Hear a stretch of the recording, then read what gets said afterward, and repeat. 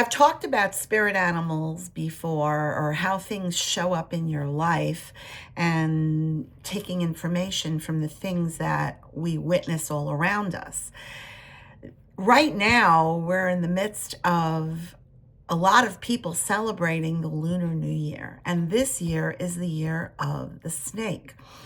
And the thing about the snake is it's really representative, classically, as a representation, a physical representation of rebirth, transformation, because of the way a snake sheds its skin.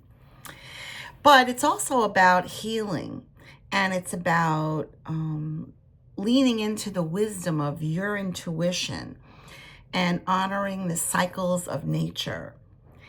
It's about protecting what's true to you authentically, and the connections with what you have to your own ancient wisdom, and getting in touch with it. If you never did before, it's a perfect time to look at that and consider that. And when I say ancient wisdom, it could be like down your family line genetically. It could be your parents, your grandparents. It could be your siblings. But actually, like, starting to look at how that wisdom from your family origin, how it really has shaped you, and what you've disregarded because you decided that that wasn't your game, and what you've honored, or what you've decided is exactly the opposite of how you want to behave and how you were going to move forward. I really think that for me, when I think about snakes and serpents, I think about flexibility. It's the flexibility to see what is and what isn't working, and to honor what is no longer working for you and letting it go, and embracing and allowing the unfolding of where you're going next. And I think releasing the control of how it's going to look and how you're going to be in this new version of yourself.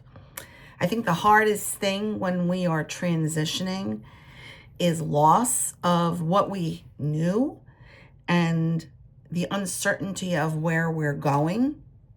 For me, when I decided to share that I was intuitive about 13 years ago, I was really very afraid of what I might lose in terms of the people that I knew who weren't going to accept me, who thought it was ludicrous, ridiculous, that I was saying that I was intuitive when they knew me for years and years. And there's still some people I know who question it.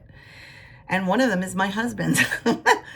But despite his uncertainty, I knew who I was.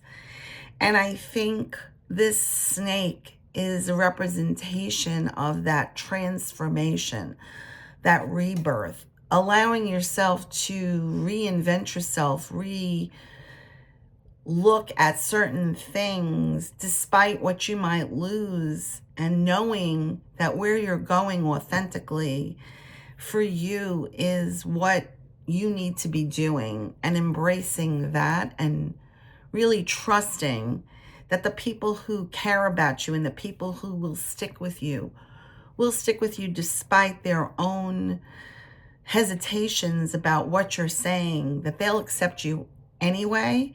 And then there will be people who can't. And then that's okay. And there might be pain involved with it. But in the end, you get to show up and be who you're meant to be.